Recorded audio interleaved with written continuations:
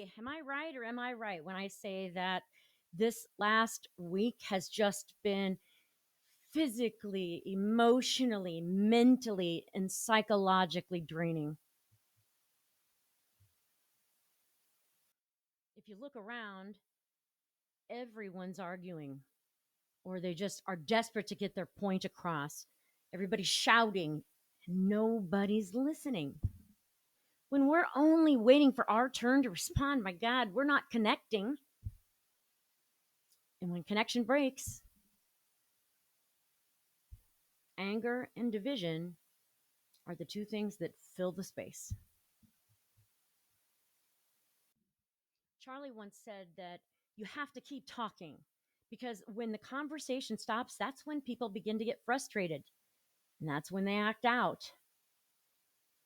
Charlie believed in communication even with those who he disagreed with or who disagreed with him. You know, that is the same heartbeat behind what I'm trying to do here with Just Be Real with Julie. I 100% believe that connection and conversation are the only way forward. If we lose that, we lose our humanity. So maybe today, instead of trying to win the argument or have the one liner or provide the driving home of the point that you're trying to get across,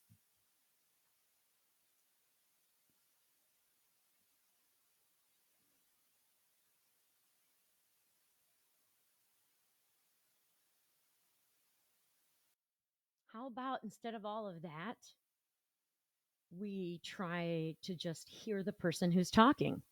We ask a question, we let them finish.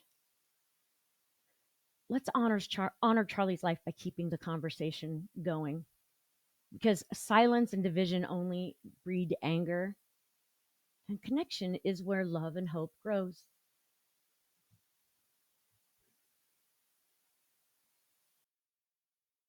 And I truly think that that is what most people want, whether they send that message or not. Everybody wants hope. Everybody wants love, even if they don't know it. If we don't start meeting in the middle or coming together or admitting we need love or trying to keep the connection and the conversations going, then we're just basically throwing in the towel. And you know what? I don't know about you, but I have a real problem with that. I think that we are worth more than throwing in the towel and giving up on.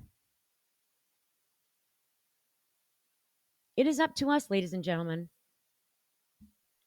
to fill the voids, whether it's in our life or helping others fill the void in their life. It's up to us to maintain communication and connection. It's really not a big thing to ask. And I'm going to ask each one of you to do something. You know, it's oftentimes in hindsight when we're looking back in our life, we realize that it was those little teeny tiny moments that really had the biggest impact on us. And the same is true for when we impact other people's lives. Heck, we may not know it, but we can be impacting someone's life and changing the course of their life by simply giving them a smile. I challenge you to find a way to connect with one person you normally wouldn't connect with each day for the rest of the week and do one small, kind, loving thing that encourages connection. Somebody has to take the first step, and I know there's a lot of people out there who will do it. Something as simple as a smile, a wink, a yeah, good job, a hug, holding the door open, letting them go in front of you in line at the grocery store, all of that. Those are such small things in the big picture, but they can have a huge impact on people and they can keep us connected. And while we're hanging on to strings here in America, it's up to us who are willing to do this kind of work to hold it all together until the strings become ropes and the ropes become hands.